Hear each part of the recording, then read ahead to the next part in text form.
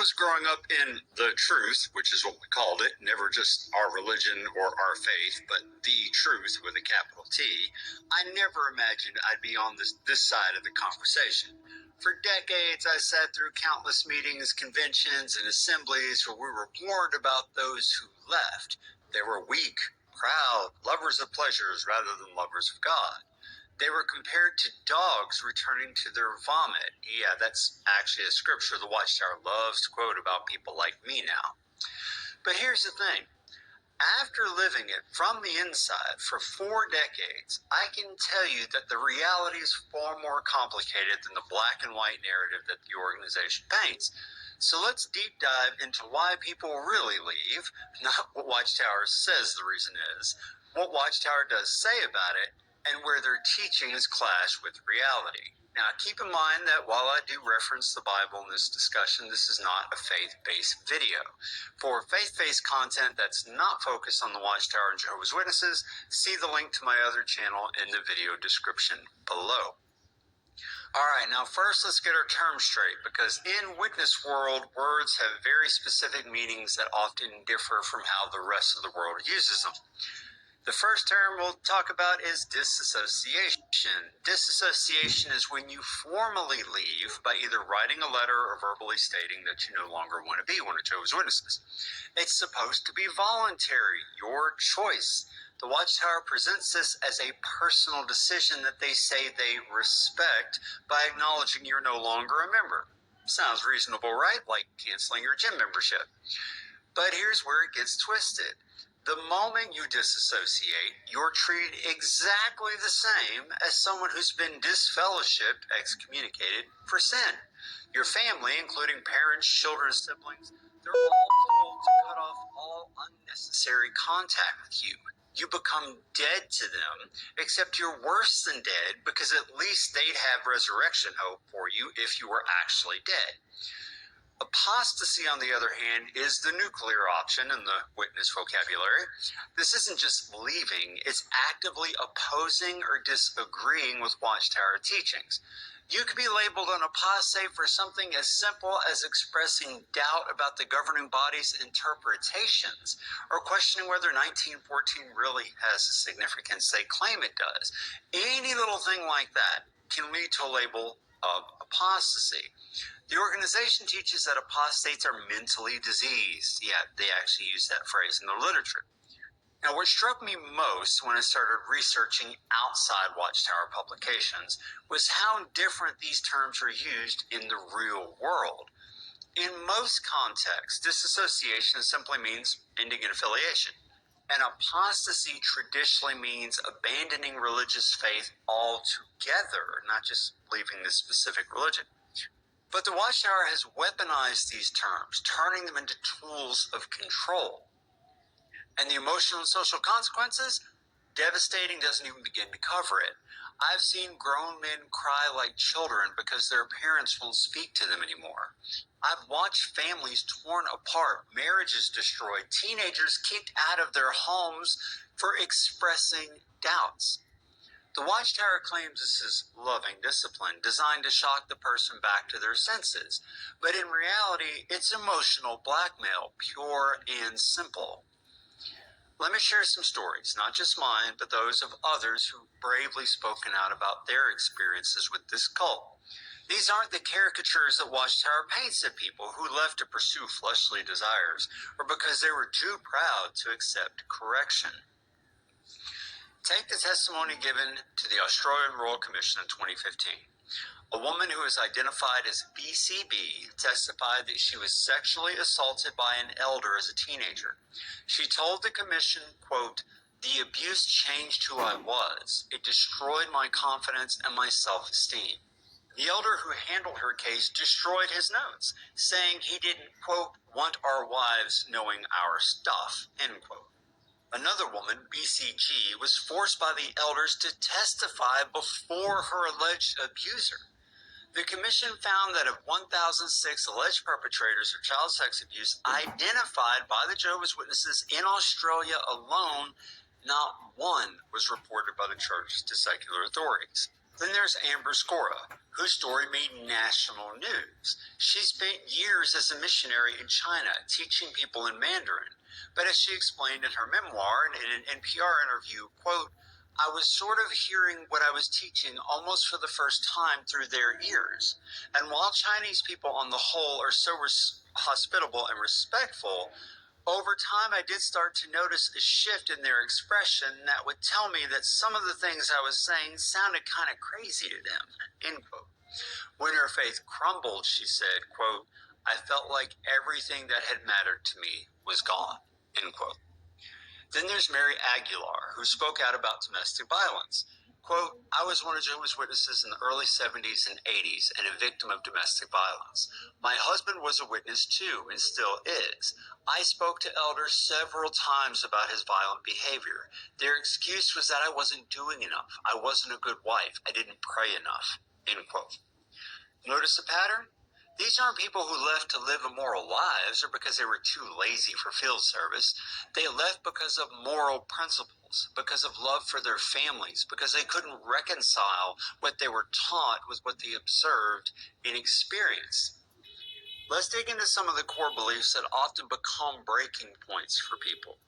The Watchtower presents their doctrine as the truth, unchangeable, directly from God. Well, sort of. But here's the reality check. Their teachings have changed dramatically over the years, often complete 180 turns on major issues. Take the generation teaching. That was a big one when I was in. The generation teaching based on Matthew 24:34. We were absolutely certain that the generation that saw 1914 would not pass away before Armageddon came. People born in 1914 were getting older, but that just meant the end was incredibly close. Then, as that generation started to die off, they changed the teaching. Suddenly, it was an overlapping generation, a concept so convoluted that even elders struggled to explain it. The goalpost wasn't just moved, it was launched to the other side of the planet. Suddenly, the end could be a long time away rather than imminent. Or consider organ transplants. Until 1980, they were absolutely forbidden, considered cannibalism, well, for a period of about 10 years. How many witnesses died refusing transplants? Then, new light suddenly was a conscience matter. No apology for those who died, no acknowledgement of the error, just the light gets brighter. The blood doctrine is particularly heartbreaking. The Watchtower teaches that accepting a blood transfusion is so serious that God will destroy you at Armageddon for it. They base this on a few scriptures about eating blood, making a massive leap to include medical transfusion. But here's where it gets hypocritical. Now they do allow some blood fractions, parsing blood into components and deciding which parts are acceptable and which parts aren't. It's like saying you can't eat a ham sandwich, but you can eat bread, and you can eat ham, and you can eat cheese, just don't put them together.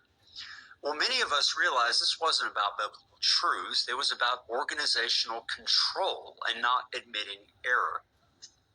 The shunning doctrine is another major breaking point for a lot of people. The Watchtower claims it's based on Scripture, but their application goes way beyond anything in the Bible. They'll quote 1 Corinthians 5 about not eating with wrongdoers, but Paul was talking about not sharing in the Lord's evening meal with unrepentant sinners in the congregation. Well, the Watchtower expanded this to mean complete social isolation, even from family members. And what's particularly galling about this is their hypocrisy, because they criticized the Catholic Church for excommunication practices in the past, and shortly after that implemented something far more severe. At least excommunicated Catholics can still talk to their families. Then there's the authority structure. The governing body claims to be the faithful and discreet slave mentioned by Jesus, God's sole channel of communication to mankind. Now that used to be different too. They used to say it was all the anointed who were going to heaven. No. Now it's just the governing body. But look at their track record of predictions and interpretations. They were wrong about the end coming in 1914, 1925, 1975. They were wrong about the generation of 1914 not dying off. If a prophet in ancient Israel had the Watchtower's track record, they would have been stoned as a false prophet. The real kicker, they claim they're not inspired and can make mistakes, but also demand absolute obedience even when the direction doesn't make sense from a human standpoint. They've actually said this. They want the authority of prophets, but not the accountability. The community aspect is probably the most powerful tool the organization wields. When you're born into it, like I was, your entire social universe exists within the congregation. Your friends, your family, everybody's a witness. This isn't by accident, it's by design. The Watchtower actively discourages unnecessary association with non-witnesses. They call it bad association based on 1 Corinthians 15:33. School friends? Discouraged. After work socializing with your colleagues? Dangerous. Joining clubs or community organizations? You're taking time away from spiritual activities. Former members who testified to the New Zealand Royal Commission described this perfectly. One of them said, quote, limits were placed on who we associated with, what we wore, what we watched, what we read, how much education we received, and our recreational activities. The JW Church was not just a place of worship. It reached into the core of almost every aspect of our lives, end quote. And I can testify to that. This isolation serves two purposes. First, it keeps you from forming support networks outside the religion. And second, it makes leaving incredibly costly. When your entire social world is contingent on remaining a witness, the price of leaving isn't just spiritual, it's everything. I remember sitting in meetings where they talk about how worldly people only showed conditional love, unlike the unconditional love in the congregation. The irony was suffocating. There's nothing more conditional than love that evaporates the moment you disagree with organizational doctrine. One former member put it this way in an NPR interview in 2019, quote, when my dad died, it was sad, but it was temporary because all of us die, and basically the way the religion explained it is that God will resurrect those who are faithful and can bring them back to life in the paradise. So death was always a temporary thing to me when I was a Jehovah's Witness, end quote. But when they left and experienced real loss without that framework, they had to learn to live with genuine grief and uncertainty. The pressure to conform in this religion is relentless. Every aspect of your life is subject to scrutiny and control. What you wear, what you watch, what you read, who you marry, what career you pursue. Everything is filtered through the lens of, how will this affect my standing in the congregation and my relationship with Jehovah? They have a term, stumbling others, that's weaponized to control behavior. Almost anything could potentially stumble somebody. Grow a beard? Might stumble someone, but you can do that now. Wear a dress that's an inch too short? Stumbling. Express an opinion that differs slightly from the Watchtower? You're definitely stumbling. The fear of being marked as bad association, even while still in the organization, keeps people in line. You learn to self-censor, to never express doubt or concern. This creates an echo chamber where everyone appears to be in perfect agreement. They're not really. But it reinforces the illusion that this must be the truth because everybody believes it. But what they don't tell you is a lot of people are faking it. From an academic study published in PubMed Central in 2021 called Living Between Two Different Worlds, Experiences of Leaving a High-Cost Religious Group, researchers found that many participants who were witnesses had doubts for years before leaving. They stayed for their families out of fear or simply because they didn't know life outside was even possible. Now that's not news to us in the XJW community. We call the people who stayed just to avoid shunning PMO, physically in, mentally out. And I'm convinced that's a huge section of the people who are left. The Australian Royal Commission heard testimony about how an elder discouraged an abuse victim from going to the commission by saying, do you really want to drag Jehovah's name through the mud? This perfectly encapsulates the pressure. Protecting the organization's reputation is more important than justice or truth. The saddest cases are those who've given their entire lives to the organization. Imagine being 60 or 70, having foregone education and career because the end was just around the corner, having no retirement savings because you wouldn't need them in this system, and then realizing it was all a lie. The sunk cost is so enormous that many people, they just can't face that. It's easier to double down than admit you've wasted your life. Just yesterday, an ex-JW friend reached out to me. He was kayaking with his buddy, also an ex-JW in his 50s, who had no retirement plan due to being a witness his entire life, believing the end was nigh. This is a very common experience. So one former ministerial servant testified, quote, "We stopped going to meetings 5 years ago, but didn't officially come out until November 2019. The stress in coming out affects one physically, mentally, and emotionally," end quote. His wife suffered 2 mini strokes, and when she was rushed to the hospital, their witness children didn't even respond when they were notified. But he said, "But we are reaping what we have sown. I would have acted this way to a large extent when I was a JW." Leaving is just the beginning. The real work starts after, when you're trying to build a life from scratch without the framework that defined everything for you. The practical challenges are huge. Many born-in witnesses have limited education because higher education was discouraged and is discouraged by the Watchtower. They lack professional networks because their connections were all inside the organization. They may have poor social skills for interacting with worldly people because they were taught to keep such interactions superficial and to a minimum. But beyond the practical, there's also the psychological. When your entire worldview collapses, when you realize that what you thought was capital T truth was just another high-control religion, it's devastating. Many ex-witnesses go through a grieving process, grieving for the family they've lost, for the certainty they once had, for the years they can't give back. There is good news, though. Life outside is not what they told us it would be. The world isn't full of drug-addicted, immoral, miserable people just waiting to corrupt us. Those things exist, of course, just not anywhere at the scale Watchtower makes it out to be.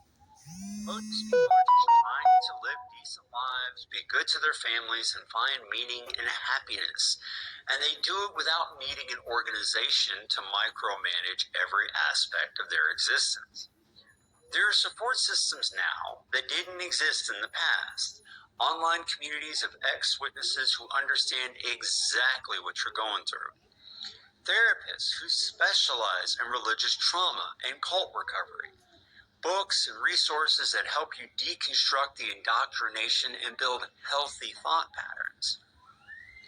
The freedom is intoxicating, but it's also terrifying. Suddenly you can make your own choices based on your own conscience and reasoning. You can pursue education if you want, explore different philosophies if you want, make friends based on common interests rather than shared beliefs. You can raise your children to think critically rather than just obey. For those still in who are reading this, having doubts, feeling trapped, you're not alone. Your doubts aren't because you're weak or proud or influenced by Satan. They're because you're human, with a functioning mind that recognizes contradictions and hypocrisy. Listen to that. The Watchtower teaches that leaving leads to misery and emptiness, and there is a difficult adjustment period. I'm not going to lie about that. Losing your entire support system is brutal. But what they don't tell you is that many who leave find far more joy, authentic relationships, and meaning in their lives than they ever had inside. That's certainly the case for me. They say we leave because we want to sin. But it seems to me that people who leave are more ethical outside than they were inside. When you do good because you choose to, not because you're afraid of being destroyed at Armageddon or losing your family, it means something different. It's genuine. And you're not listening to Watchtower and all their heinous doctrines, which made good people less good. They say we become angry, bitter apostates. And yeah, there is anger. Anger for being lied to, losing years of your life, seeing your families held hostage. But that anger can be channeled into helping others, building a better life, and ensuring our children never experience what we did. Here's what Watchtower doesn't want current witnesses to know. Many of us who left are happier now. We're not the miserable, debauched caricatures they paint in their magazines and videos. We volunteer in our communities, genuinely helping people without counting time or placing magazines. We have deep, meaningful relationships based on authentic connection rather than shared indoctrination. We celebrate birthdays and holidays. Some of us, some still don't. Creating happy memories with our children instead of having them sit out of every school celebration. We pursue education and careers that fulfill us rather than limiting ourselves to window washing and house cleaning. Not that there's anything wrong with those jobs, they just shouldn't be your only option. We've discovered that worldly people can be incredibly kind, generous, and moral. That other religions, philosophies, and ways of life have wisdom to offer. That questions and doubts aren't weakness, but strength. They're how we grow and learn. Most importantly, we've learned that love, real love, isn't conditional on believing the same doctrines. It doesn't evaporate when someone changes their mind or follows a different path. The love the Watchtower offers is transactional. Believe and obey, and we'll love you. Question or leave, and you're dead to us. That's not love, that's manipulation. To those still inside who are struggling with your doubts, your feelings are valid. The questions you're afraid to ask out loud are legitimate. The inconsistencies you see aren't because you lack faith or spiritual insight. They're because you're paying attention. To those who recently left or in the process of leaving, it gets better. The pain of losing your family and friends is real and profound, but you can build a new life. You're stronger than you know, and there's a whole community of us out here who understand exactly what you're going through. To those who've been out for years, let's continue to be compassionate and supportive to those still finding their way. You remember how hard it was for you? How scary, how overwhelming? Be the support you wished you'd had. And to the Watchtower organization itself, your control is slipping. The internet has made it impossible to hide your history anymore. Your false predictions, your policy changes, your cover-ups. Every year, more people wake up and get out. Every year, fewer young people are getting baptized despite being raised in the organization. Your threats of Armageddon have lost all their power because it's been how many years now? 140? No fulfillment, no Armageddon. The truth about the truth is that it isn't the truth. It's a high-control religious organization that uses fear, guilt, and social pressure to maintain power over its members. But more and more people are seeing through it, choosing freedom over fear, authentic relationship over conditional love, and personal integrity over organizational loyalty. For those of us who've left, we've discovered something that Watchtower never wanted us to know. Life outside isn't just possible, it's beautiful. It's full of wonder and possibility and genuine human connection. It's messy and uncertain sometimes, yeah, but it's real. And after decades of living in an artificial bubble of manufactured certainty, reality, with all its complexities and challenges, is a breath of fresh air. The reasons people leave are as varied as the people themselves, but they all come down to this. We leave because we must, because integrity demands it, because love, real love, requires it, because truth, actual truth, not organizational truth, capital T, calls for it. And despite what they told us would happen, the sun still rises every day. Life goes on, and for many of us, it's better than we ever imagined it could be. That's why Jehovah's Witnesses leave. Not because we're weak or wicked or worldly, but because we're human beings who refuse to sacrifice our humanity on the altar of organizational control. And that, perhaps, is the most powerful testimony of all. Thanks for watching.